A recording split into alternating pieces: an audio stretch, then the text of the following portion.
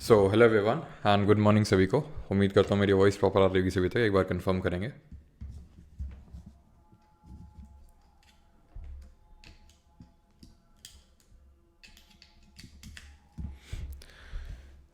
तो आज हम लोग देखने वाले हैं बायोलॉजी का next chapter and that is nervous system, जिसको कि हिंदी में हम बोलते हैं तंत्रिका तंत्र।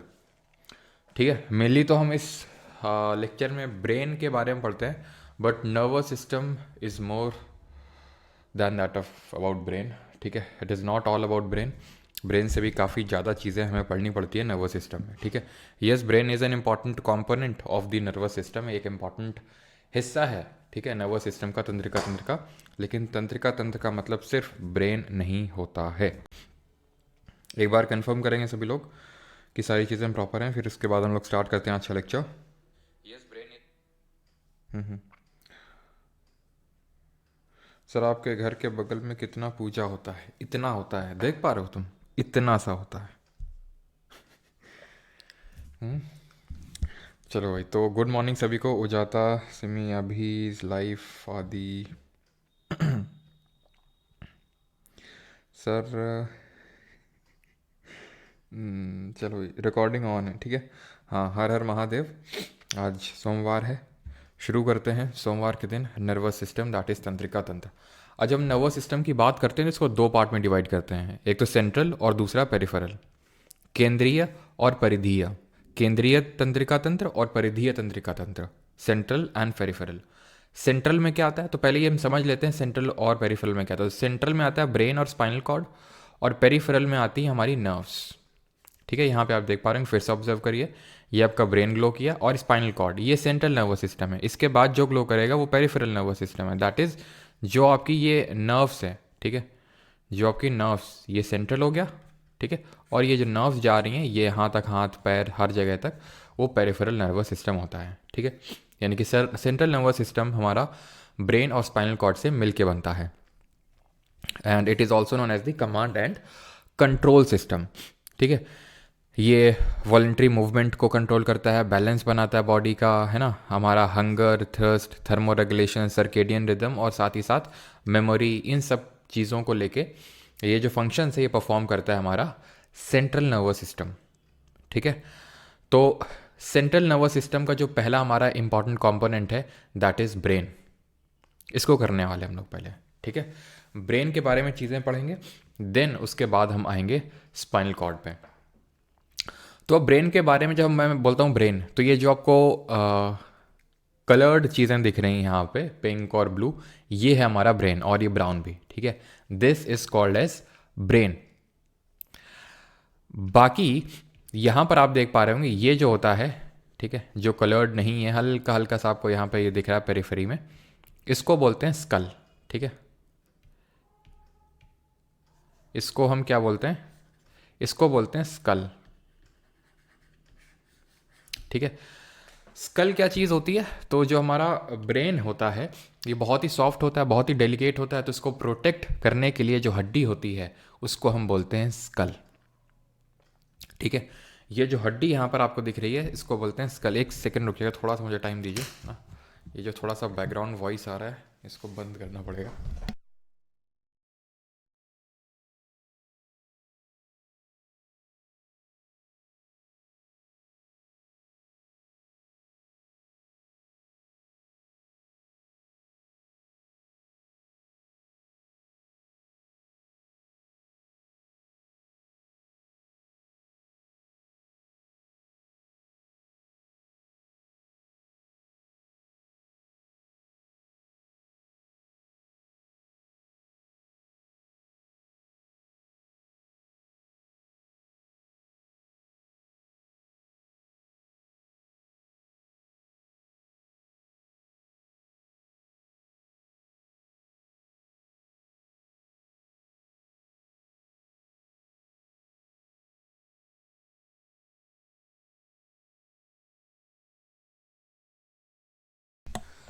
चलिए, आई थिंक अभी आपको पूजा पाठ की आवाज़ नहीं आ रही होगी।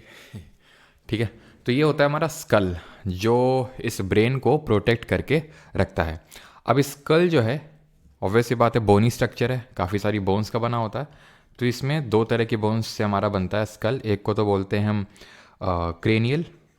क्रेनियल का मतलब होता है ये जो ब्रेन का हिस्सा है यहाँ पे, और दूसरे होते हैं फेशियल, जो ये फेस में होती हैं, ठीक है, फेशियल। तो क्रेनियल बोन्स होती हैं, ध्यान रखिएगा, 8, और 14 होती हैं फेशियल बोन्स, यानी टोटल मिला के कितनी हो गई, 22 स्कल में बोन्स होती हैं, जिसमें कि क्रेनियल यानी कि जो ब्रेन वाला पार्ट है वहाँ 8 है और 12 हैं फेसेस में।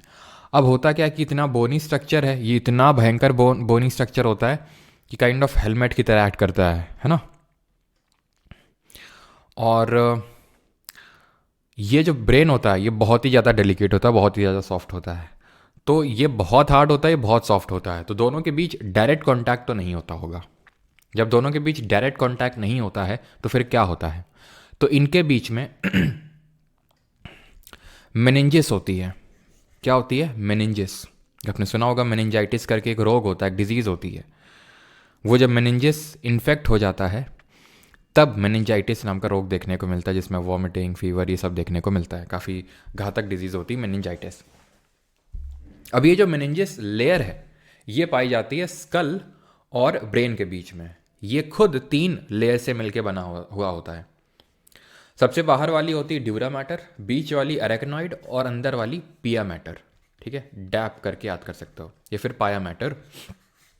ड्यूरा मैटर, अरेक्नॉइड एंड पाया मैटर, 3 पर्टिकुलर ये पतली पतली सी आपको ये देखने को मिलेंगे झिल्ली, और इनसे मिलके बना होता है मेनिंजिस। अब आपको एक मैं फन फैक्ट बताता हूँ। क्या आपको पता है कि जो ब्रेन होता है, ये हमारा ब्रेन, ठीक है, जब इसकी सर्जरी वगैरह करनी होती है तो इसमें कोई एनेस्थीसिया देने की ज़रूरत नहीं पड़ती है। कई बार तो ब्रेन की सर्जरी के लिए हो सकता है कि जो पेशेंट है वो पूरी तरह से अवेक है। अवेक है कि मतलब पूरी तरह से जग रहा है और उसको कोई एनेस्थीसिया भी नहीं दिया गया है, और पेन भी ज़ीरो होता है। पेन नहीं होता है ब्रेन में। ब्रेन में आप कुछ भी चुभो, काटो, कुछ पेन नहीं होता है इसमें, क्योंकि जो रिसेप्टर्स होते हैं जिससे पेन हमें फील होता है वो यहाँ पे ब्रेन में नहीं होते हैं, वो ब्रेन में नहीं होते हैं, ठीक है। तो यहाँ से आपका डाउट आ सकता है, या आना भी चाहिए, एंड दैट इज़ कि फिर हमारा सिर दर्द क्यों होता है। जैसे माइग्रेन जैसी समस्याएं देखने को मिलती है और वैसे भी हमारा सिर दर्द होता है, तो क्यों होता है। Yes, brain feels no pain, है ना, ठीक है। क्या हो गया, अरे सॉरी, 14 हो गई है, ठीक है, 22 हैं तो 8 और 14, ठीक है, 8 एंड 14। तो फिर हमारा ब्रेन पेन क्यों फील करता है, तो उसके पीछे का रीज़न है यही, ये जो हमारी मेनिंजिस लेयर है ना, यहाँ पे पेन होता है, यहाँ पे वो रिसेप्टर्स मौजूद होते हैं, यहाँ पे जो टिश्यूज़ होते हैं उनमें रिसेप्टर्स होते हैं, जिसकी वजह से हमें ब्रेन में पेन फील होता है। कुछ और फैक्ट जान लीजिए ब्रेन के regarding, and that is brain is 2% of body का वेट, ठीक है। जो ब्रेन होता है हमारा वो 2% होता है बॉडी वेट का, लेकिन क्या आपको पता है, इट कंज्यूम्स, ठीक है, इट कंज्यूम्स 20% ऑफ ऑक्सीजन। तभी अगर ऑक्सीजन की डिफिशियंसी होती है हमारे ब्रेन, मतलब हमारे बॉडी में, तो सबसे पहले जो ऑर्गन इफेक्ट होता है इट इज़ आवर ब्रेन। तो इसीलिए बोला जाता है कि भाई ऑक्सीजनेटेड रहना चाहिए हमेशा। जैसे कि जब हम अनुलोम विलोम आज हम लोगों ने सुबह किया था, आप में से कितने लोगों ने किया था मेरे साथ, हैं, जो हम लोग का सफ़र सेशन हुआ था, तो स्लाइड भी लगी होगी, देख लेना यहाँ पे, आई थिंक ये देख रही स्लाइड। ठीक है, तो जब हम ये चीज़ें करते हैं, जैसे भस्त्रिका करते हैं या फिर अनुलोम विलोम करते हैं, तो हम इस चीज़ को ऑब्जर्व करते हैं कि हमारा ब्रेन जो है वो काफ़ी रिफ्रेश्ड फील करने लगता है। क्यों? क्योंकि जैसे मैंने बताया, ब्रेन को हमारा पूरे बॉडी का 20% ऑक्सीजन चाहिए, तो इस वजह से बहुत ज़रूरी है कि हम अपनी बॉडी को ऑक्सीजनेटेड रखें। ठीक है, जैसे अभी आप डीप ब्रीथ लो, आप तुरंत फील करेंगे कि मतलब एकदम रिफ्रेशिंग सा आपको लगेगा, है ना। तो इट कंज्यूम्स 20% ऑफ ऑक्सीजन। और अगर इसके वेट की बात करें, है कितना इसका वेट, अगर 2% है पूरे बॉडी वेट का, तो रफली इसका वेट होता कितना है। तो वेट देखो इसका मेल और फीमेल में थोड़ा सा डिफर करता है, मेल में थोड़ा सा ज़्यादा होता है, 1370 grams due to it size होता है बस ये, और 1300 ग्राम, ऐसा नहीं कुछ कम और ज़्यादा होता है, बस थोड़ा सा साइज़ का अंतर होता है। 1370 ग्राम और रफली 1300 ग्राम फीमेल्स में, ठीक है, समझिए। अब ह्यूमन ब्रेन को हम 3 पार्ट्स में डिवाइड करते हैं। एक तो जो अग्र मस्तिष्क बोलते हैं, दैट इज फोर ब्रेन। एक को बोलते हैं मध्य मस्तिष्क, दैट इज मिड ब्रेन। और तीसरे को बोलते हैं हाइंड ब्रेन या फिर पश्च मस्तिष्क। Fore brain, mid brain and hind brain. Fore brain, ये पूरा जो ऑरेंज ऑरेंज आपको दिख रहा है, ये पूरा फोर ब्रेन है, ठीक है। मिड ब्रेन ये जो ग्रीनिश पार्ट है, और हिंड ब्रेन ये जो येलोइश पार्ट है नीचे का। सबसे पहले हम देखेंगे किसके बारे में, फोर ब्रेन के बारे में। तो फोर ब्रेन भी 3 कंपोनेंट्स का बना हुआ होता है। एक तो सेरिब्रम, दूसरा है थैलेमस, और तीसरा है हाइपोथैलेमस। सेरिब्रम हमारे ब्रेन का सबसे बड़ा भाग होता है। It is the largest part of our brain. सबसे बड़ा भाग होता है हमारे पूरे ब्रेन का। फोर ब्रेन का तो होता ही होता है, ओवरऑल भी पूरे ब्रेन का होता है, तो इसको हम बिग ब्रेन भी बोल देते हैं कभी कभी, ठीक है। It forms the major part of the brain. Deep, ये जो आपको क्लेफ्ट है, ये जो बीच में स्पेस है, ये दोनों पार्ट को डिवाइड कर रहा है ना, लेफ्ट पार्ट और राइट पार्ट, ठीक है। लॉन्गिट्यूडनली इसको डिवाइड कर रहा है 2 हाफ्स में। हेमिस्फेयर आर कनेक्टेड, ये जो दोनों हेमिस्फेयर हैं ये कनेक्टेड है by corpus callosum. The layer of cells which cover the cerebral hemisphere is called as cerebral cortex. तो वो लेयर ऑफ सेल्स जो सेरिब्रल हेमिस्फेयर को पूरा कवर करके रखती है, उसको हम सेरिब्रल कॉर्टेक्स बोलते हैं। इसी को ही हम ग्रे मैटर बोलते हैं। आपने हो सकता है कभी सुना हो, है ना, कि कुछ एक्सपेरिमेंट किया गया कि लोगों ने मेडिटेशन किया और उनके ग्रे मैटर में कुछ चेंजेस देखने को मिले। आपने कहीं कहीं इससे सुना होगा, अगर आप इस तरह की थोड़े से पॉडकास्ट वगैरह अगर आपने सुने होंगे जहाँ पे कोई न्यूरोसर्जन वगैरह इस तरह का कोई आया होगा, तो वो ग्रे मैटर की चर्चा काफ़ी करता है। क्योंकि एक्चुअल में जो सेरिब्रम है वो हमारा एसोसिएटेड है मेमोरी से, लर्निंग से, ठीक है। मेमोरी एंड लर्निंग से एसोसिएटेड है सेरिब्रम। तो अगर हमारी मेमोरी वीक हो रही है, दैट मीन कि हमारा सेरिब्रम जो है वीक हो रहा है। तो सेरिब्रम से क्योंकि मेमोरी रिलेटेड है, यहीं पे आपका ग्रे मैटर होता है। इसीलिए अगर जैसे मेडिटेशन वगैरह कोई परफॉर्म करते हैं तो ग्रे मैटर में हमें चेंजेस देखने को मिलते हैं। क्लियर इतनी चीज़? सेरिब्रम का फंक्शन सभी को क्लियर है कि नहीं? जल्दी से एक बार कंफर्म करेंगे।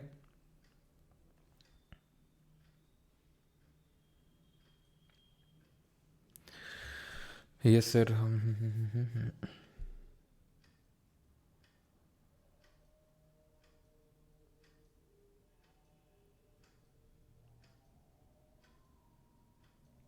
चलो, तो अब आते हैं थैलेमस पे। थैलेमस जो होता है वो सेरिब्रम के अंदर होता है। जैसे सेरिब्रम है ये बड़ा सा मोटा सा, ठीक है। अब ये मोटा सा जो हमारा ये क्या बोलते हैं, ब्रेन आपको दिख रहा है सेरिब्रम, ये फैट है, ठीक है। बट एक चीज़ को ध्यान रखना, आर ब्रेन, ठीक है, ठीक है, demands half of bodies sugar energy. समझ रहे हैं आप? सुगर एनर्जी का मतलब है ग्लूकोस, ऐसे समझ लो, जो हमें कार्बोहाइड्रेट से मिलता है। तो ये भी एक कारण है कि अगर हम खाना वगैरह बहुत ज़्यादा, मतलब अगर अपनी बॉडी को ग्लूकोज डिफिशिएंट रखते हैं तो हमारा ब्रेन फंक्शन नहीं कर पाता है। बोलते हैं ना, भूखे पेट ना होए भजन। तो उसका कारण यही है कि जो हमारी पूरी एनर्जी होती है बॉडी की, ग्लूकोज एनर्जी, शुगर एनर्जी, वो उसका आधा तो सिर्फ ब्रेन ही डिमांड करता है। तो इस वजह से उस केस में भी ब्रेन सबसे पहले इफेक्ट होता है। और हमारा जो बोलते हैं ना, दिमाग नहीं चल रहा हमारा, बिना खाए हमारा दिमाग नहीं चलता है, तो ये इसीलिए होता है, ठीक। तो उसके अंदर आपको यहाँ पर देखने को मिलेगा thalamus. The cerebrum wraps around a structure called thalamus, which is a major coordinating center for sensory and motor signaling. ये क्या होता है, काइंड ऑफ रिले स्टेशन के तौर पे वर्क करता है। रिले स्टेशन का मतलब होता है कि भाई ये किसी से इंफॉर्मेशन ले रहा है एंड देन उसको आगे प्रोसेस कर रहा है। जितने भी हमारे बॉडी के सेंसर्स होते हैं, कितने बॉडी के सेंसर्स होते हैं जरा कमेंट बताइए। स्मेल को छोड़ दीजिएगा, बिकॉज स्मेल को ये प्रोसेस नहीं करता है। बाकी जितने हैं जल्दी से बताइए, ठीक है। तो जितने भी बॉडी के जो सेंसर्स होते हैं उनको क्या करता है, प्रोसेस करता है थैलेमस। और उसके बाद ब्रेन का जो काइंड ऑफ बोल सकते हो सेरिब्रम है, फिर सेरिब्रल कॉर्टेक्स है, ठीक है, उसको भेजता है। तो ये थैलेमस क्या करता है, इसकी प्रोसेसिंग करता है, देन ये सेरिब्रम के पास भेजता है या फिर सेरिब्रल कॉर्टेक्स के पास भेजता है। ये क्लियर इतनी चीज़? तो जितने भी हमारे बॉडी सेंसर्स होते हैं, जैसे कि टच हो गया, सर एनडीए के लिए सफिशिएंट है कृष्णा कुमार, बिल्कुल है भाई। 5-4 मत बताओ, मुझे लिख के बताओ, ठीक है। टच हो गया, सेंस, क्वेश्चन करवाएंगे भी, ठीक है। वो जो इसमें तो ज़्यादा खैर C D S N D A में नहीं आए, लेकिन वो मैं आपको करवाऊंगा भी, ठीक है। जितने भी आए हैं लास्ट में लगे होंगे, ठीक है। टच हो गया, टेस्ट हो गया, साउंड हो गया, स्मेल हो गया, ठीक है। और कौन सा बचा? साइट हो गया, ठीक है, जो आप देखते हैं, ठीक। तो ये जितने भी सेंसर्स होते हैं इनमें से आप स्मेल को अगर छोड़ दीजिए तो बाकी सब को इनको क्या करेगा, थैलेमस प्रोसेस करके सेरिब्रल कॉर्टेक्स को पहुंचाएगा, ठीक। अब आते हैं फंक्शन ऑफ थैलेमस, जो यहाँ पे लिखा हो वही चीज़ है, आप इसको लिखने की ज़रूरत नहीं है। यहाँ पर मैंने फंक्शन ऑफ थैलेमस आपको बता दिया है कि प्रोसेसिंग करने का काम होता है। पढ़ना चाहते हैं पढ़ सकते हैं, लेकिन ये रटने की ज़रूरत नहीं है, ना ही याद करने की ज़रूरत है। सिर्फ आपको ये जो मैंने आपको बताया रिले स्टेशन के तौर पर वर्क करता है, सिर्फ इतना देखना है, ठीक है। जैसे आपने कोई चीज़ मतलब छुआ और आपको एकदम से पेन हुआ, पेन का सेंसेशन हुआ, यानी आउटर जो सेंसेशन होते हैं वो थैलेमस की वजह से होते हैं। आपने कोई चीज़ छुआ और एकदम से पेन हुआ आपको बहुत ज़्यादा, तो वो थैलेमस उस चीज़ को सबसे पहले क्या करता है, इंटरप्रेट करता है, या फिर उसका सेंसेशन होता है थैलेमस को। अब आते हैं हाइपोथैलेमस को, जो कि हमारा तीसरा और आखिरी कंपोनेंट है फोर ब्रेन का। Another very important part of the brain is called as hypothalamus, lies at the base of the thalamus, यानी थैलेमस के नीचे है। अब जब हमने सेरेब्रम को काट के उठाया तो नीचे देखा थैलेमस है, उसके नीचे, ठीक है, उसके नीचे क्या था, उसके नीचे आपका हाइपोथैलेमस है। The hypothalamus contains a number of centres which control body temperature, urge for eating and drinking, ठीक है। जो इंटरनल बॉडी टेम्परेचर होता है, जैसे कि जब हमें बुखार आ जाता है, जब हमें बहुत जोर का फीवर आ जाता है, ठीक है, तो उस केस में हमारा हाइपोथैलेमस ही वर्क करता है, ठीक है। जब हमारे बॉडी टेम्परेचर को रेगुलेट करना होता है कि अब हम फीवर के केस में एकदम हमारा बॉडी का टेम्परेचर क्यों रेज हो जाता है, क्योंकि जो फॉरेन बैक्टीरिया वगैरह सब आ गए हैं, वायरस वगैरह, तो उनको मारने के लिए हमारा बॉडी का टेम्परेचर एकदम से बहुत ज़्यादा हो जाता है, ठीक है। तो वो कौन करता है, उसके लिए भी हाइपोथैलेमस रिस्पॉन्सिबल होता है, ठीक है। अर्ज फॉर ईटिंग, एकदम से हमें खाना खाने की जागृति होने लगती है, फिर हमें प्यास होने लगने लगती है, तो वो सब ड्रिंकिंग, ईटिंग, ये सब हाइपोथैलेमस ही रेगुलेट करता है। It also contains several groups of neurosecretory cells which secrete hormones called hypothalamic hormones. Hormone secretion में भी इसका काम होता है। पिछले बार जो मैंने पिछले बैच में पढ़ाया था तो उसमें साथ में मैंने हॉर्मोन्स भी करवाए थे, लेकिन यहाँ पर मैं हार्मोन साथ में नहीं करवाने वाला हूँ। जो हमारी अगली क्लास होगी वो पूरी हार्मोन और प्लांट के हार्मोन और प्लांट के जो मूवमेंट है उस पर होगी, ठीक है, अलग से वो क्लास होगी। क्लियर है इतनी चीज़, हाइपोथैलेमस का फंक्शन। अब आते हैं मिड ब्रेन पे, जो बीच का ब्रेन होता है। इसके एज सच कोई पार्ट नहीं पढ़ने, क्योंकि बहुत छोटा सा ही है, सबसे छोटा आप देख सकते हैं मिड ब्रेन है। मिड ब्रेन का काम क्या होता है, it is involve in several functions including motor control, particularly eye movement और processing of vision and hearing. Eye का जो मूवमेंट हो रहा है, कौन सा पार्ट जो हमारे कंट्रोल में नहीं है, जैसे कि हमारी आंख की जो पुतली है, क्या हमारे कंट्रोल में है कि कब वो डायलेट होगी, कब वो कॉन्ट्रैक्ट करेगी ना।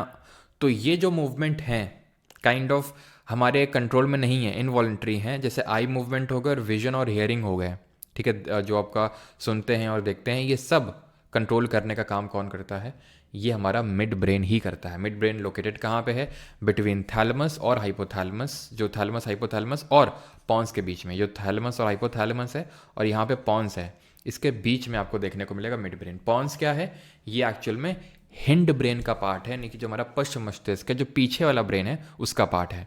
हिंड ब्रेन में क्या क्या होता है, पॉन्स होता है, सेरिबेलम होता है और मिडला होता है। जिस तरह से फोर फोर ब्रेन तीन चीज़ों से मिलकर बना हुआ होता है, सेरिब्रम, थैलेमस और हाइपोथैलेमस, उसी तरह हिंड ब्रेन जो है पश्चिम मस्तिष्क को भी तीन पार्ट से मिलकर बना हुआ होता है, पॉन्स, सेरिबेलम और मेडुला। पॉन्स ये मिडिल पोर्शन होता है ब्रेन स्टेम का। ब्रेन स्टेम, ये पूरी जो आप स्टेम देख पा रहे हैं, it is called as brain stem, that coordinates the face and eye movements, ठीक है। ये फेस और आई मूवमेंट को कोऑर्डिनेट करने में हेल्प करता है, फेशियल सेंसेशन वगैरह में, ठीक है। सेरिबेलम क्या करता है, इसका बहुत इंपॉर्टेंट फंक्शन है, ये हमारे बॉडी पॉस्चर और बैलेंस को मेंटेन करने में हेल्प करता है। ये बोला जाता है कि जब कोई नशे में होता है तो उसका बॉडी का जो मूवमेंट होता है वो पूरा बिगड़ जाता है, ठीक है। एक तो यार तुम लोग कॉल इतना करते, रुक जाओ।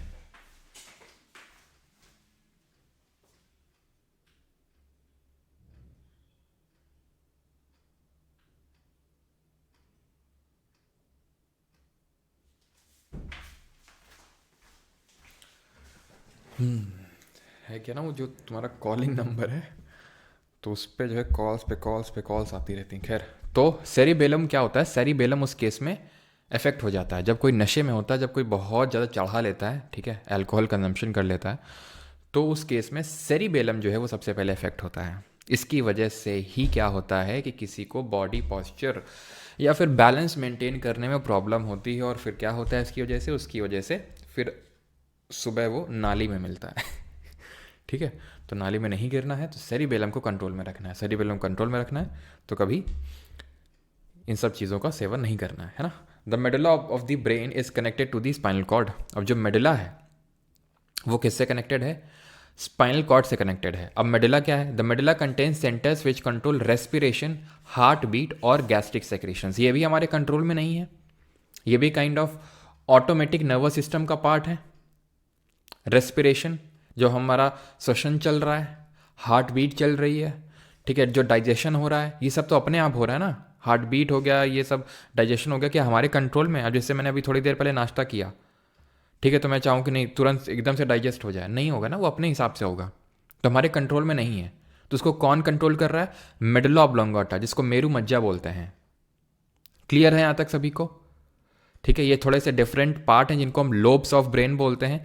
ये कौन सी चीज़ को कंट्रोल करते हैं, बहुत ज़्यादा तो इससे क्वेश्चन नहीं आता, लेकिन फिर भी थोड़ा देख लीजिए कि ये जो आपको फ्रंट पार्ट देखने को मिल रहा है जो ऑरेंज कलर का, ये फ्रंटल लोब है।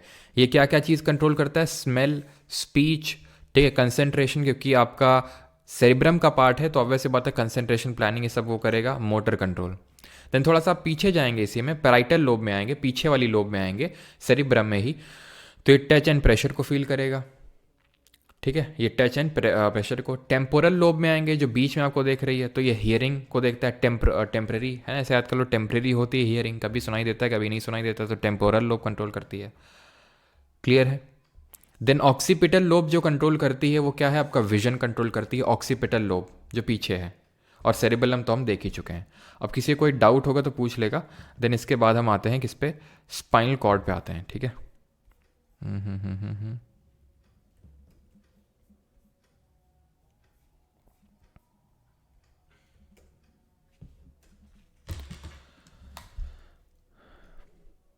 एक बार कंफर्म करेंगे सारी चीज़ें प्रॉपर हैं। मोटर कंट्रोल क्या है, मोटर कंट्रोल है जैसे बैलेंस वगैरह, उसी को मोटर कंट्रोल बोलते हैं, ठीक है। मोटर कंट्रोल वो तुम्हारी पानी वाली मोटर नहीं है, मोटर कंट्रोल का मतलब है जो बैलेंस वगैरह, बैलेंस एंड पॉस्चर से एसोसिएटेड होता है, ठीक है, जो काइंड ऑफ मूवमेंट होता है आपका, तो उसको बोलते हैं मोटर कंट्रोल, मूवमेंट से एसोसिएटेड होता है जो, ठीक है। सिमरन जी आई थिंक क्लियर हो गया है, सनातनी जी आपका भी क्लियर हो गया है। रवीश कुमार का पिक क्यों है, वो तो आगे पता चलेगा। सोमैटिक नर्व सेल्स क्या होती हैं, पढ़ाएंगे भाई, अभी लेक्चर कंप्लीट थोड़ी ना हो गया, अभी बुक में कहाँ है क्या चीज़। सर जूम करो। चलो, रेस्पिरेशन मेरे क्या चीज़, अभी जो गैसियस एक्सचेंज हो रहा है एल्वेलाई में जाके, वो तुम्हारे कंट्रोल में थोड़ी ना है। जो गैसियस एक्सचेंज हो रहा है एल्वेलाई में जाके, तुम्हारे कंट्रोल में थोड़ी ना है। अब आ जाते हैं हम स्पाइनल कॉर्ड पे, क्योंकि दो पार्ट हमने पढ़े थे सेंट्रल नर्वस सिस्टम के, एक तो ब्रेन था और दूसरा स्पाइनल कॉर्ड था, तो हम दूसरे पे आ गए हैं, भैया पीछे हो, ठीक है, स्पाइनल कॉर्ड पे। तो स्पाइनल कॉर्ड ये है आपकी, है ना, ये क्या है, इन्हीं को हम वर्टिब्रेट्स बोलते हैं। ये पूरा क्या नोटोकॉर्ड है, अभी हम एनिमल किंगडम वाले चैप्टर में पढ़ के आ रहे हैं, ठीक है, ये वर्टिब्रेज है हमारी। तो एक्चुअली पूरी स्पाइनल कॉर्ड को हम बोलते हैं, मतलब इसको सर्टेन पार्ट्स में डिवाइड करते हैं। इसको ऊपर वाले को बोलते हैं सर्वाइकल पार्ट या फिर सर्वाइकल वर्टिब्रे, बीच वाले को बोलते हैं थोरैसिक वर्टिब्रे, और नीचे वाले को बोलते हैं लंबर वर्टिब्रे। फिर सबसे नीचे आता है सैक्रम और उसके नीचे होता है कॉकिक्स। अब ये सबसे पहला वाला पार्ट देखिए, सर्वाइकल वर्टिब्रे। अब मैंने कुछ दिन पहले आपके साथ हो सकता है जिक्र किया हो कि यार मुझे सर्वाइकल हो गया है ना, क्योंकि मेरी नेक में बहुत ज़्यादा पेन रहता है, ठीक है। जैसे अभी मैंने इतना पेन था कि अभी मुझे वॉलिनी लगानी पड़ी, ठीक है। तो किस लिए ऐसा था, और मतलब क्यों सर्वाइकल उसको बोलते हैं, क्योंकि वो cervical part of the spinal cord में है, क्योंकि नेक में जहाँ पीछे पेन होता है तो ये सर्वाइकल का ही पार्ट होता है, ठीक है। तो इसमें क्या होता है कि जब इसमें पेन होता है तो इसीलिए इसको सर्वाइकल पेन बोलते हैं, क्योंकि सर्वाइकल पार्ट है। देन इसके नीचे थोरैसिक है, देन लंबर है, ठीक है, ये सैक्रम है, और इसके जस्ट नीचे सबसे नीचे कॉकिक्स बोन है। ये एक हमारा वेस्टिजियल ऑर्गन होता है। वेस्टिजियल ऑर्गन क्या होता है, vestigial part of the brain, vestigial part है, वेस्टिजियल पार्ट वो होते हैं कि जिनको अगर हम बॉडी से हटा भी देंगे तो कोई फ़र्क पड़ेगा नहीं, ठीक है, ऐसा कुछ फ़र्क नहीं पड़ेगा क्योंकि इनका कोई ऐसा बहुत ज़्यादा कोई मेन फंक्शन है नहीं। जैसे कॉकिक्स, माना जाता है कि जो हम इवॉल्व हुए हैं, है ना, होमोसेपियन से, तो पहले हम बंदर हुआ करते थे, तो बंदर की जो पूंछ हुआ करती थी हमारी, वही धीरे धीरे धीरे छोटी होते होते होते होते कॉकिक्स बोन बन गई, जो एकदम बेस, एकदम टिप पे होती है ये of the spinal cord. Vestigial organ के और जैसे हमारे पार्ट हो जाएंगे, जैसे अपेंडिक्स, है ना, आपने सुना होगा, कोई काफ़ी लोग ऑपरेशन करवाते हैं अगर उनको दिक्कत होती है तो, क्योंकि हट भी जाता तो कोई दिक्कत नहीं होती है अपेंडिक्स, ठीक है। और जैसे कि ईयर में जो पिन्ना होता है, ठीक है, वो पार्ट हो गया, तो ये इनके कुछ vestigial part of the body होते हैं हमारे, ठीक है। बीच में जो ये होती है इसको हम डिस्क बोलते हैं। इसी की अगर बल्जिंग हो जाती है तो डिफरेंट तरह की हमें डिजीज़ देखने को मिलती है। जैसे आपने सुना होगा साइटिका, आपके घर में हो सकता है, हो किसी को, या फिर आपने सुना हो कि भाई साइटिका है, खासकर अडल्ट्स को होती है आफ्टर द एज ऑफ 45 और 50, जहाँ पे होता यह है कि आपका पूरा मतलब कमर से लेके पूरा नीचे पैर तक दर्द करता है। अब नीचे पैर तक क्यों दर्द करता है वो हमें बताएगा पेरिफेरल नर्वस सिस्टम। क्यों दर्द करता है? क्योंकि पेरिफेरल जो नर्वस सिस्टम होता है, पेरिफेरल का मतलब होता है ये जो स्पाइनल कॉर्ड है और उससे जितनी भी ये नसें जा रही हैं, ठीक है, जितने भी नर्व्स जा रही हैं, ये क्या करती हैं, ये उस पेन को यहाँ से, क्योंकि यहाँ पर बल्जिंग हो गई है, तो उस पेन को यहाँ से कहाँ, यहाँ तक ट्रैवल करवाती हैं, हाथ तक, पैर तक। यूजुअली वो जो साइटिका होता है वो कमर से, क्योंकि वो नीचे वाली जो नर्व्स होती हैं उसको अफेक्ट करता है। तो जब आई थिंक L3 या L4 जो हमारा यहाँ पर होता है, L3 और L4, ठीक है, lumbar vertebrae L3 and L4, तो यहाँ पर जब बल्जिंग होती है तो वो आपका पैर तक जाता है नर्व्स, तो पैर तक वो पेन ट्रैवल करता है। क्यों ट्रैवल करता है? नर्व्स के थ्रू ट्रैवल करता है। जैसे कि अगर मैं आपको बताऊं सर, हाँ वो यही होता है आपका L1 L2 जो लिखा हुआ है, ये L1 L2, ठीक है, ये L1 है, देन ये L2 है, L3 L4, तो ये लंबर वर्टिब्रे होते हैं आपके, ये यस, ठीक है।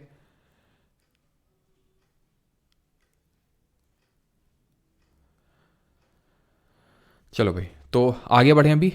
स्पाइनल नर्व्स, हाँ यहाँ पे मैं आपको ये बताना चाह रहा था कि टोटल हमारी कितनी नर्व्स होती हैं स्पाइनल नर्व्स। तो ध्यान रखना, टोटल 31 पेयर्स होते हैं स्पाइनल नर्व्स के।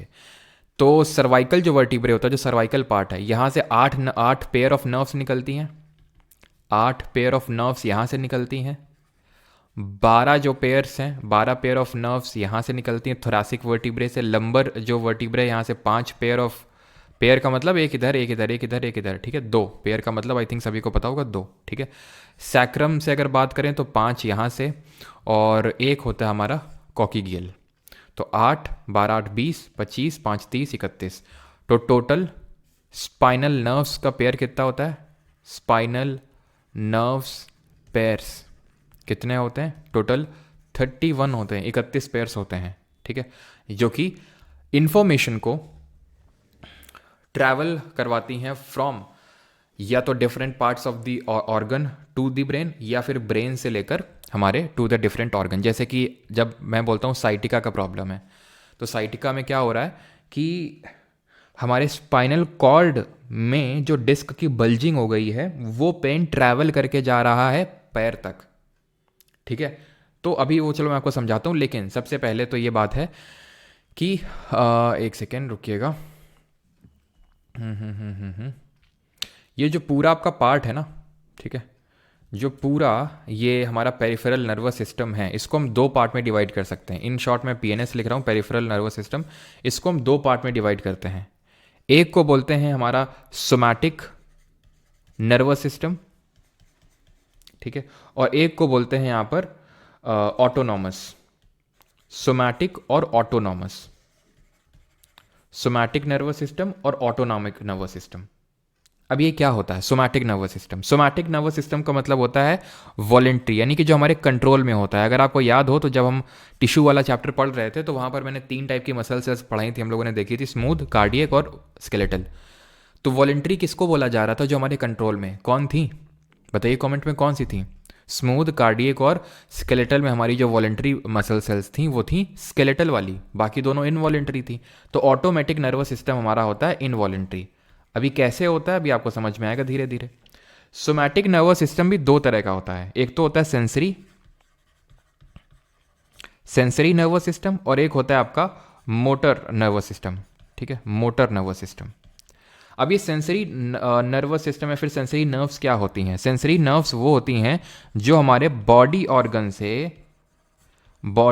से CNS that is central nervous system तक इंफॉर्मेशन पहुंचाती हैं, इंफॉर्मेशन लेके जाती हैं। वही मोटर नर्वस सिस्टम की अगर बात करेंगे तो ये CNS say that is central nervous system से डिफरेंट बॉडी ऑर्गन तक इंफॉर्मेशन को लेके जाती हैं। जैसे कि मैंने जो साइटिका वाली आपको प्रॉब्लम बताई, तो उसमें क्या हो रहा है कि वो सेंट्रल नर्वस सिस्टम का ही तो पार्ट है हमारा स्पाइनल कॉर्ड, तो वहां से इंफॉर्मेशन जा रही ना बॉडी ऑर्गन तक, वो पेन ट्रैवल कर रहा है। क्लियर है? इसको हम एफरेंट नर्व्स के नाम से भी जानते हैं। ये जो नर्व्स इनको कैरी करके ले जाती हैं from CNS to body organ, इनको हम एफरेंट नर्व्स, मोटर नर्व्स या फिर एफरेंट नर्व्स बोलते हैं। और ये जो बॉडी ऑर्गन से सीएनएस तक पहुंचाती हैं इनको हम एफरेंट नर्व्स बोलते हैं। क्लियर है? जैसे कि बॉडी ऑर्गन से सीएनएस तक कैसे? बॉडी ऑर्गन से सीएनएस तक ऐसे कि जैसे कि मतलब हम कोई चीज़ छूते हैं, जैसे हमने कोई चीज़ छुई तो ये बॉडी से एकदम हमारा यहाँ तक लेके गया। जिस तरह से हमें काफ़ी सारे सेंसेशंस होते हैं। अब सेंसेशन होते हैं जैसे फॉर एग्जांपल अगर मान लो हमें कोई चीज़ बहुत गर्म लगी एकदम से, ठीक है, तो कोई चीज़ जब बहुत गर्म लगी तो वो एक्चुअल में जो हमारी सेंसरी नर्व्स हैं दैट इज एफरेंट नर्व्स हैं, वो हमारे इंफॉर्मेशन को लेके गई सेंट्रल नर्वस सिस्टम तक। अब इसका पूरा पाथवे आपको पता होना चाहिए कि किस तरह से ये ट्रैवल करता है। तो होता क्या है कि यहाँ पर होते हैं रिसेप्टर्स, ठीक है, यहाँ पर होते हैं रिसेप्टर्स। हीट और पेन के जैसे कुछ किसी भी चीज़ को हम छूते हैं तो हमें चीज़ का पता चलता है, देन उसी हिसाब से हम एक्ट करते हैं, क्योंकि वो इन्फॉर्मेशन ट्रैवल करती है फ्रॉम दी हम बोल सकते हैं कि सेंसरी नर्व्स के थ्रू हमारे ब्रेन तक वो इन्फॉर्मेशन जाती है। तो कैसे जाती है? तो यहाँ पर पहली बात तो हमें रिसेप्टर्स लगे होते हैं, जो पेन के रिसेप्टर्स इन सब के होते हैं, जो हमारे ब्रेन में नहीं होते हैं, तभी हमारे ब्रेन को पेन फील नहीं होता है। मैंने शुरुआत में बताया था आपको। ये ट्रैवल करके जाएगा सेंसरी न्यूरॉन्स के थ्रू। न्यूरॉन आपको पता है कि it is the basic unit of our nervous system. हमारा नर्वस सिस्टम का बेसिक यूनिट, हमारा पूरा नर्वस सिस्टम न्यूरॉन सेल्स का बना हुआ है। सिर्फ न्यूरॉन सेल्स का नहीं बना हुआ है, एक और तरह की सेल्स होती हैं जिनको ग्लिया सेल्स बोलते हैं। मैंने आपको बताया था, जो कि एक्सन में जो माइलिन शीथ आप देखते हैं, तो माइलिन शीथ पूरा ग्लिया सेल्स का ही बना होता है। ये न्यूरॉन्स, सेंसरी न्यूरॉन्स क्या करते हैं? इन्फॉर्मेशन को कैरी करके ले जाएंगे कहाँ तक? ये ले जाएंगे, आपका मैसेज पहुंचाएंगे ब्रेन तक। देन ब्रेन से रिले न्यूरॉन क्या है? जिसने कि इन्फॉर्मेशन पिछले वाले न्यूरॉन से ली, और यहाँ से ये मोटर न्यूरॉन के थ्रू जो है एफेक्टर, ये एफेक्टर है जो सीएनएस से बॉडी ऑर्गन तक इंफॉर्मेशन लेके आ रहा है। ये रिसेप्टर है, ठीक है, जिसको हम एफेक्टर भी बोल सकते हैं। ठीक है, एफेक्टर मतलब ए वाला, AFF, ठीक है। तो रिसेप्टर सेंसरी न्यूरॉन, देन आपका सीएनएस में जाएगा, सीएनएस से रिले न्यूरॉन से मोटर न्यूरॉन। क्लियर इतनी चीज? ठीक। अब ये ऑटोनॉमस नर्वस सिस्टम क्या होता है? तो ऑटोनॉमस नर्वस सिस्टम जो होता है, जिसको हम क्या बोल सकते हैं? सोमैटिक और ये ऑटोनॉमस। ऑटोनॉमस मतलब नाम से ही पता चल रहा है कि अपने आप, ठीक है, अपने आप जो है ये अपने आप क्या कर रहा है? ये काइंड ऑफ हमारे कंट्रोल में नहीं है, अपने आप ही काम कर रहा है। अब ये भी दो तरह का होता है। एक तो होता है सिंपैथेटिक, एक को बोलते हैं सिंपैथेटिक ऑटोमेटिक नर्वस सिस्टम, और एक को बोलते हैं पैरासिम्पैथेटिक। सिंपैथेटिक और पैरासिम्पैथेटिक, इसमें अंतर क्या होता है? तो सिंपैथेटिक होता है हमारा, जैसे कि अगर मैं सिंपैथेटिक को बोलूं तो फ्लाइट और फाइट वाली जब सिचुएशन आती है।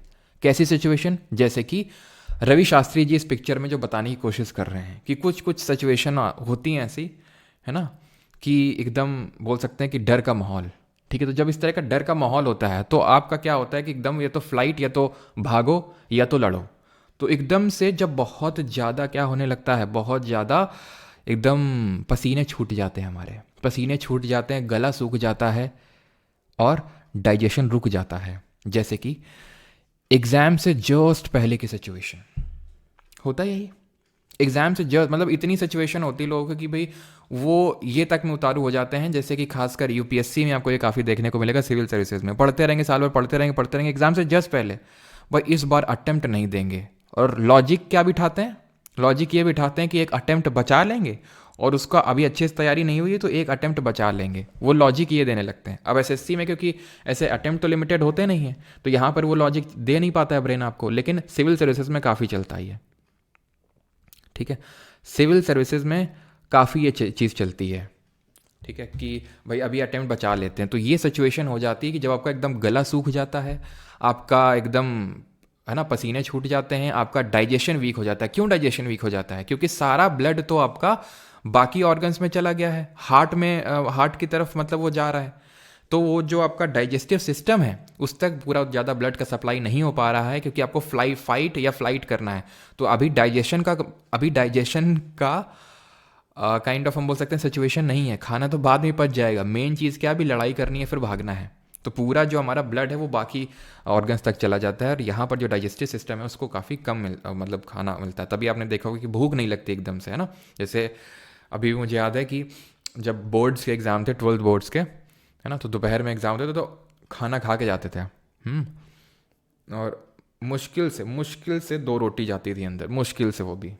ठीक है, जल्दी कॉपी खुली, और ख़ासकर मैथ्स वाले में तो और ही हालत ख़राब होती थी। तो ठीक है, तो नोटबुक खुली हुई है और खाना भी खा रहे हैं, एक रोटी मुश्किल से गई, दूसरी तो भैया आधी छोड़ के चले गए, मम्मी बोल रही 2 तो खा के जाओ।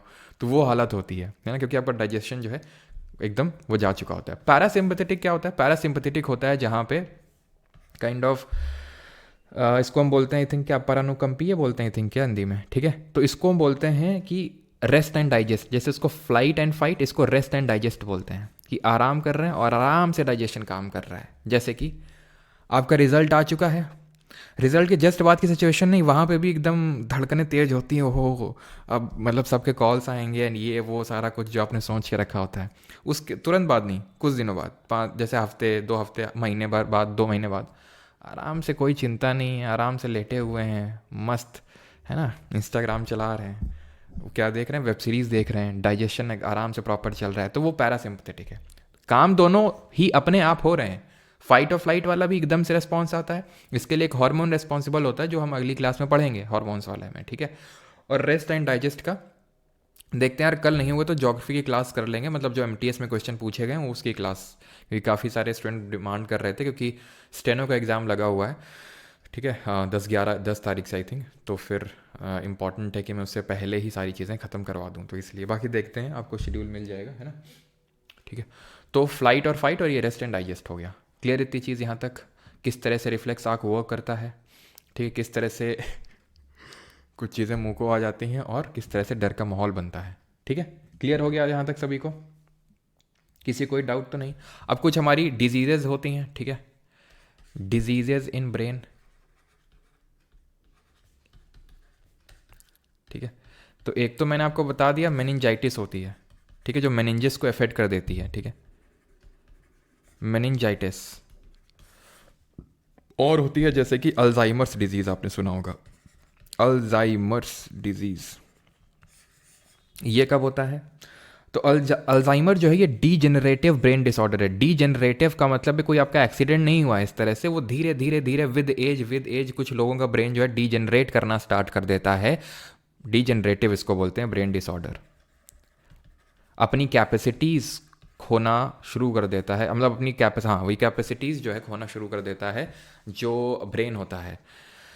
ठीक है, तो ब्रेन रिच फूड खाने चाहिए। इसीलिए हमें क्या आते हैं ब्रेन रिच फूड में, बताएंगे कमेंट में। तो डीजेनरेटिव ब्रेन डिसऑर्डर की वजह से ही हमें क्या होने लगता है, डिमेंशिया होने लगता है। डिमेंशिया क्या होता है? Dementia is loss of memory. समझ रहे हैं आप? तो डिमेंशिया एक स्टेट है, डिजीज नहीं बोल सकते हैं। डिजीज तो अल्जाइमर है, जिसकी वजह से डिमेंशिया होने के चांसेस रहते हैं, that is loss of memory. अच्छा, आपने सुना होगा अमनीशिया भी लॉस ऑफ मेमोरी होता है। What is loss of sleep? Loss of sleep को क्या बोलते हैं? बट अमनीशिया और डिमेंशिया में अंतर है। अमनीशिया तब होता है जब ब्रेन में कोई इंजरी हो जाती है। ठीक है, अमनीशिया भी आपका यही होता है, मतलब kind of loss of memory, और बाकी जो हमारे मोटर सेंसेस हैं वो काम करना बंद कर देते हैं, but it is due to injury. वो क्या हो रहा था, अपने आप ब्रेन डीजनरेट कर रहा था। ठीक है, ड्यू टू इंजरी। और हमारे ब्रेन रिच फूड हैं जैसे कि ओमेगा 3। ओमेगा 3 किस में मिलता है? एक तो फिश ऑयल तो होता ही, लेकिन क्यों बेचारी मछली का तेल निकालोगे? हैं, तुम्हारा कोई तेल निकाल के पिए तुम्हें अच्छा लगेगा? तो फिर फ्लेक्स सीड, जो हमारे अलसी के बीज होते हैं, हमारे गांव में इसको बिजरी बोलते हैं। ठीक है, तो अलसी के बीज हो गए। ठीक है, in English we call that flax seeds, सुनने में अच्छा लगता है। और चिया सीड्स हो गई हमारे, और जो वॉलनट होता है, अखरोट होता है, उसमें भी ओमेगा 3 होता है। तो ये सब जो होता है, जो ओमेगा 3 फूड्स हो गए, ये काफ़ी अच्छे होते हैं ब्रेन के लिए हमारा। यहाँ तक कि जो वॉलनट होता है, अखरोट होता है, वो ब्रेन के शेप का ही होता है पूरा, अगर आपने देखा हो ना, इस तरह से पूरा 2 पार्ट में, 2 हेमिस्फीयर में डिवाइडेड होता है, लेफ्ट एंड राइट। ऑलराइट, चलिए भैया ये क्वेश्चन कर लीजिए जरा, यूपीएससी के यूपीएससी में पूछा गया, आई थिंक सीडीएस या सीएपीएफ में, और ये पूरा पाथवे यहाँ पे आपसे पूछा जा रहा है, बताइए जल्दी से। आज का क्लास इंटरेस्टिंग है। अच्छा, insomnia, yes, insomnia is loss of sleep.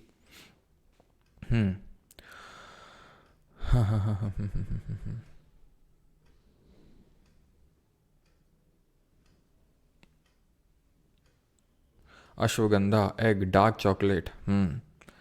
Egg तो नहीं यार, एग तो उतना अच्छा नहीं होता है मेरे हिसाब से। एग तो भाई प्रोटीन सोर्स होता है, प्रोटीन मसल बिल्डिंग के लिए नीडेड होता है।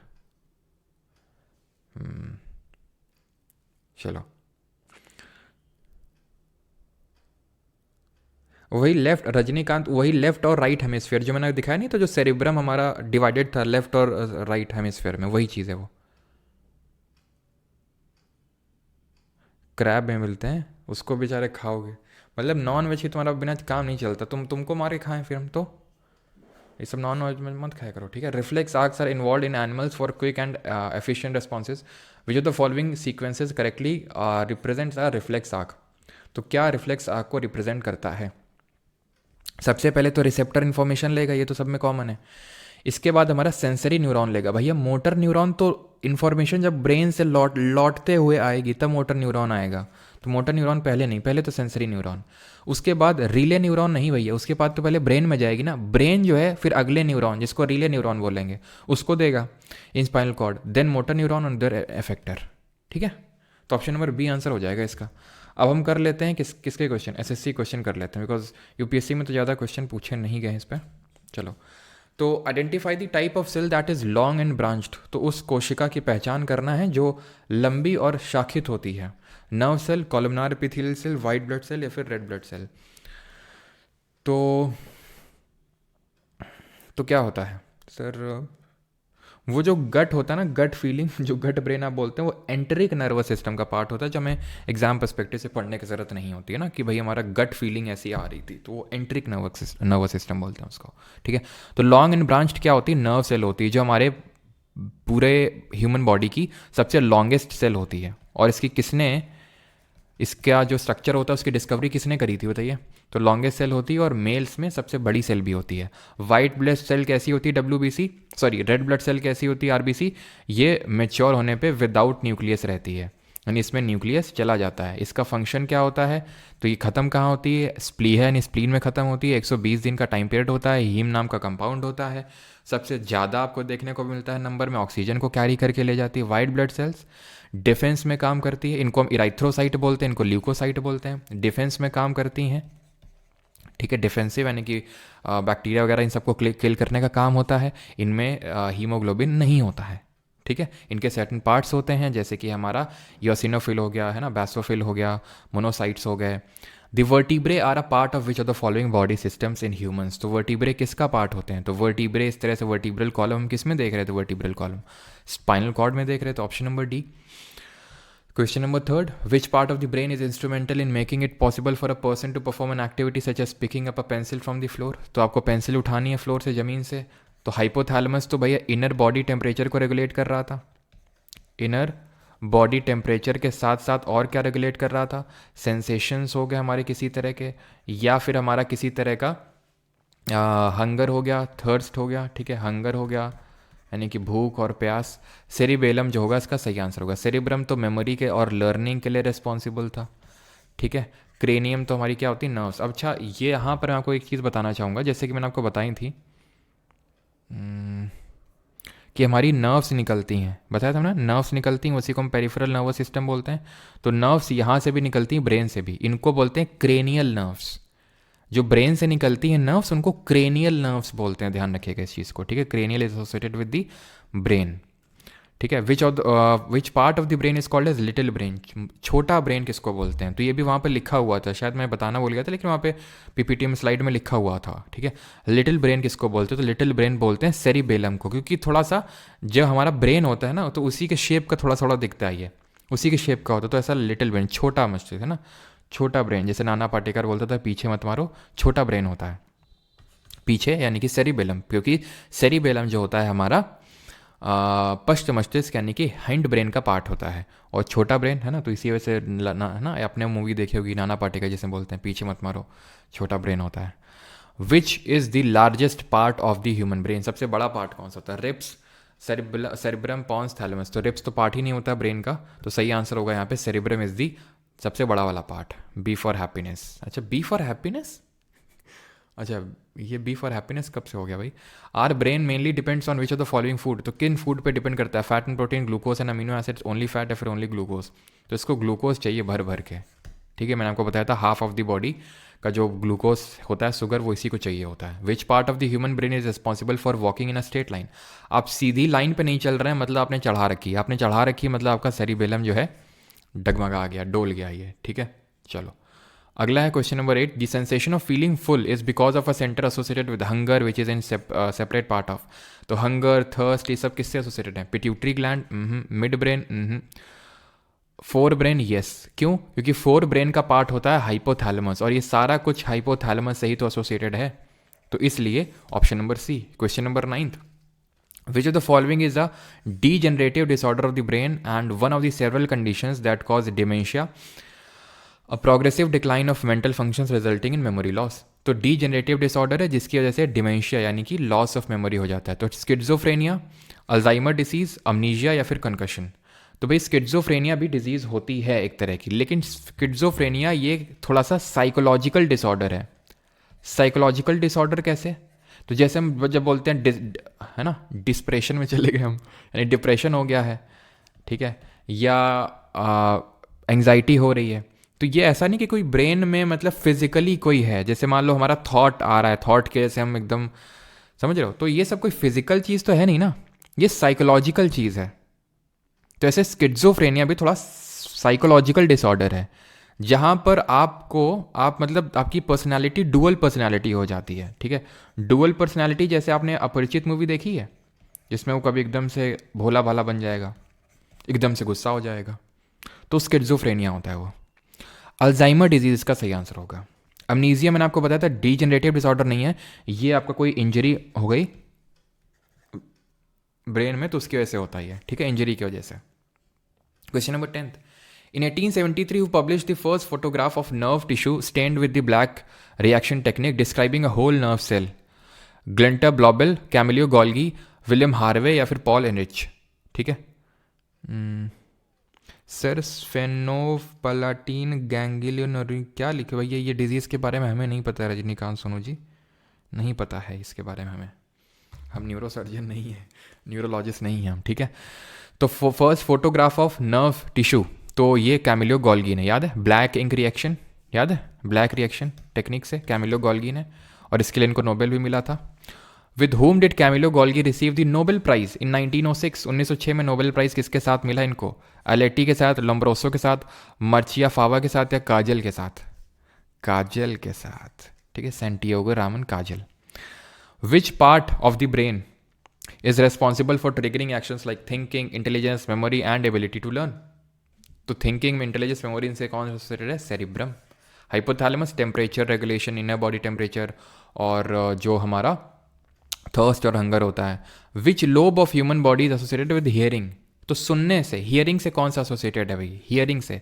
तो हमने कैसे याद किया था? हियरिंग टेम्परेरी होती है, हियरिंग टेम्परेरी बेसिस पे होती है, तो टेम्पोरल जो लोब है वो एसोसिएटेड है। ऑक्सीपिटल लोब से तो जो विजन है, जो पीछे वाला, वो एसोसिएटेड है, ऑक्सीपिटल लोब, है ना। Which part of the brain plays an important role in the motor control? Again motor control का मतलब क्या होता है? मोटर कंट्रोल का मतलब होता है मूवमेंट, और मूवमेंट के लिए कौन रिस्पॉन्सिबल होता है? Cerebellum, that is our little brain, ये तो मेमोरी के लिए रिस्पॉन्सिबल होता है। 16th, the part of the brain which controls emotional reactions in our body? Emotions को कौन कंट्रोल करता है? मेनिंजिस तो लेयर होती है, थैलेमस भी कंट्रोल नहीं करेगा, हाइपोथैलेमस या फिर सेरिब्रम? तो सेरिब्रम आंसर होगा option number A. Insufficient levels of, ठीक है, हार्मोन का क्वेश्चन है। अब इसके आगे हार्मोन के आई थिंक क्वेश्चन होंगे, हार्मोन और ग्लैंड, तो ये हम कल पढ़ेंगे, ठीक है। हार्मोन और ग्लैंड जो है ये हम कल पढ़ने वाले हैं, आज के लेक्चर में नहीं। आज का लेक्चर छोटा सा लेक्चर हमारा यहाँ पर होता है ख़त्म, ठीक है। क्योंकि आप में से कुछ लोगों की दिक्कतें रहती हैं कि सर थोड़ा सा हैवी हो जाता है, खासकर जो नॉन साइंस बैकग्राउंड से स्टूडेंट हैं, तो इसलिए हैवी ना रखते हुए लाइट लाइट लेके चलते हैं अभी, ठीक है। तो कल देखते हैं, कल आप पहले मुझे कमेंट में बताइए जितने लोग देख रहे हैं, ठीक है, कि कल ज्योग्राफी के क्वेश्चंस कर लिए जाएं क्या प्रैक्टिस, या फिर कल हार्मोन वाला करके ऐसा करते हैं शाम को प्रैक्टिस कर लेते हैं कल, ठीक है। शाम को, सुबह रहेगा कल हमारा हार्मोन का क्लास और शाम का ज्योग्राफी कर लेते हैं शाम को 5 बजे, ठीक है। ऐसा ठीक रहेगा, सुबह और शाम कल दोनों कर लेते हैं।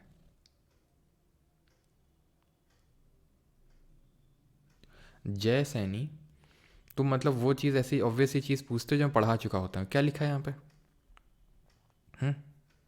क्यों यहाँ पे क्या लिखा हुआ है ये, कॉर्पस कैलोसम। सर ये आप हो गया अच्छा बेटा, हम मतलब फेस रिवील नहीं कर रहे हैं और ऐसे फ़ोटो लगा देंगे, हैं? इतने सस्ते में तो फेस रिवील नहीं करने वाले चढ़ा मतलब कुछ ना कुछ तो शगुन में लेंगे ही। ये सर कर लो ज्योग्राफी विजन, कल कल ही करते हैं, ठीक है। कल अगला लेक्चर भी करेंगे, छोटा सा वो भी लेक्चर होगा जिसमें कि हार्मोन्स पढ़ेंगे और थोड़ा प्लांट मूवमेंट पढ़ेंगे, छोटा ही लेक्चर होगा। और शाम को करेंगे ज्योग्राफी के क्वेश्चंस, 200 प्लस क्वेश्चंस हैं जो आए हैं एमटीएस के एग्जाम में, मस्त रिवीजन हो जाएगा अपना कल, ठीक है। तो पॉलिटी पूरा रिवाइज कर चुके हैं, वो करेंगे। फिर पता है स्टेनो का पेपर होगा, फिर स्टेनो से भी रिवाइज करेंगे अपन लोग, जो जो भी पेपर होंगे। फिर सीजल का मेंस होगा, तो मतलब तुम्हारे सीजल 2025 तक तुमको एकदम, है ना, एकदम कठोर बना देंगे। तुम कोई भी क्वेश्चन देखते हो खड़ाक से उड़ाओगे सीधा, एकदम मज़ा आ जाएगा तुमको, ठीक है। इतने क्वेश्चन करवा देंगे तुमको, मतलब ये तो कर ही रहे हैं, ये तो कर ही रहे हैं, ये तो हो ही रहे हैं जो अभी तक आए हैं, ठीक है। अभी तक इसके आगे जो एकदम लेटेस्ट आपने देखा, एमटीएस का भी 2 दिन पहले ही आंसर किया है हमने, पॉलिटी कर लिया आंसर, वो तो मैंने पूरी आंसर की आपको दे दी है, वो भी मॉक फॉर्मेट में। तुम प्रैक्टिस करना चाहो ई बुक अवेलेबल है परमार एसएससी टेलीग्राम चैनल पे, जिन लोगों को नहीं पता है बता दूँ, ठीक है। परमार एसएससी टेलीग्राम चैनल पे ई बुक अवेलेबल है, तो वहाँ पर जाके वो पूरे मैंने डाल दी हैं, जिसको जो प्रैक्टिस करना है कर सकता है, ठीक है। बाकी मैं तो करवा ही रहा हूँ, पॉलिटी करवा दिया है। कल ज्योग्राफी करेंगे, फिर सारे ऐसे बायो भी ख़त्म तब तक हो जाएगी, बायो फिर करेंगे, और उसके बाद बाकी सब्जेक्ट्स मैं करवा दूंगा। आगे तुम देख लेना जैसे जैसे सब्जेक्ट होता जाए, क्योंकि मैं वेट नहीं कर पाऊँगा सब्जेक्ट ख़त्म होने का, क्योंकि स्टेनो और सीजल मेंस का पेपर है इसलिए, ठीक है। क्लियर भाई, जो चीज़ बुक में नहीं है तो उसको प्लीज़ नोट कर लीजिए अलग से। अब मैं क्या बोलूँ, बुक में क्या मैं लिख दूँ आके, क्या है वो पिछले बैच के नोट्स हैं। अब कुछ चीज़ें एक्स्ट्रा मैं पढ़ाऊँगा ही, तो वो चीज़ आपको नोट करना ही पड़ेगा। अब जब 4.0 आएगा तो उसमें भी हो सकता है कुछ चीज़ें इक्का दुक्का एक्स्ट्रा वहाँ पे मैं बताऊँ, ठीक है। अब मैं क्यों साल में 2-3 बैच नहीं बनाता हूँ, ठीक है, ठीक है। लोग तो आपने देखा होगा ना कि साल में एटलीस्ट कम से कम 2 बैच तो आते हैं लोगों के, ठीक है। मैंने एक साल में सिर्फ एक बैच क्यों, क्योंकि जब तक कोई ऐसा नहीं लगता कि भाई कुछ एड ऑन नहीं हो सकता इसमें, तो मैं फालतू में बैच की नहीं, बस for the sake of earning money के उस बैच बना डाला, ठीक है।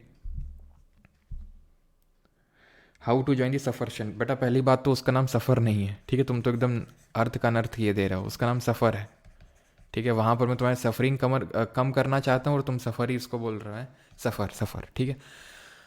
तो ये बैच बना हुआ है, 10 रुपये का बैच है। 10 रुपये का क्यों है, उसके रीज़न ये है कि भाई यूट्यूब में मैं उसको नहीं रख सकता हूँ, ठीक है, अर्जी फर्जी कमेंट की वजह से।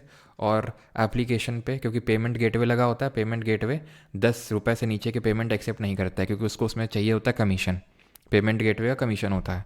तो बोलता है कि 10 रुपये से नीचे के पेमेंट हम नहीं ले पाएंगे, तो इसलिए 10 रुपये रखना पड़ा, ठीक है। तो वो बैच, और वहाँ पर मेडिटेशन वगैरह थोड़ा सा हम करते हैं सुबह के टाइम, हमेशा नहीं लेकिन अभी करना स्टार्ट किया है क्योंकि सीजीएल मेंस के स्टूडेंट हैं तो उनकी वजह से मेनली, ठीक है। बाकी ऑलमोस्ट डेली रहता है। 16 का क्या डाउट है, इमोशनल रिएक्शन, मस्तिष्क का वह भाग जो हमारे शरीर में भावनात्मक प्रतिक्रियाओं को नियंत्रित करता है। ये पहली बात तो किसी पेपर में क्वेश्चन आया नहीं है, ठीक है। मेनिंजेस और थैलेमस तो होने से रहा। इमोशनल रिएक्शन, ठीक है, इनर बॉडी टेम्परेचर को रेगुलेट करता है, तो ये हाइपोथैलेमस ही होगा, इसका ऑप्शन नंबर डी, ठीक है। लेकिन ये किसी पर्टिकुलर एग्ज़ाम में तो ये क्वेश्चन नहीं पूछा गया है, तो इसको एक बार मैं कंफर्म कर लूँगा, क्योंकि कई बार ऐसा होता है कि आंसर की पे भी डिपेंड करता है। क्योंकि लिंक्ड होते हैं, वो उससे भी लिंक्ड होता है, सेरिब्रम से भी। सर क्लास की पीपीटी दे देंगे, क्लास की पीपीटी दे देंगे, ठीक है। काफ़ी लोगों के डाउट्स आ रहे थे। सीता कहाँ गई, कौन सी सीता कहाँ गई? सुबह 6:15 होता है, 6:15 पे, 6:15 पे। सर एफरेंट, एफरेंट बता दीजिए एक बार। सिमरन, एफरेंट का मतलब होता है बॉडी ऑर्गन से जो सीएनएस तक लेके जाता है इन्फॉर्मेशन को। जैसे कि मैंने कोई चीज़ छुई और मुझे एकदम से कोई चीज़ पता चली, ठीक है, तो कोई चीज़ मैंने छू और एकदम से हाथ हटा लिया। क्यों हाथ हटा लिया? क्योंकि जैसे मैंने छुआ तो मेरे उस बॉडी ऑर्गन, जैसे हाथ से उस ब्रेन तक इन्फॉर्मेशन गई तुरंत। तुरंत क्यों गई? किसके थ्रू गई? न्यूरॉन्स के थ्रू गई। और क्योंकि बिलियंस ऑफ न्यूरॉन्स हैं, आपको पता है, और 1-2 बिलियन नहीं, तकरीबन 100 बिलियन न्यूरॉन्स हैं। वो तुरंत इन्फॉर्मेशन को ले गए और तुरंत आपके ब्रेन ने सिग्नल किया कि हाथ हटा लो वहाँ से, ठीक है। तो जो आपका सिग्नल गया बॉडी ऑर्गन से सीएनएस तक, वो एफरेंट के थ्रू, और जो सेंट्रल नर्वस सिस्टम से यानी ब्रेन से आपका बॉडी ऑर्गन तक इन्फॉर्मेशन आया, वो एफरेंट के थ्रू आया, ठीक है।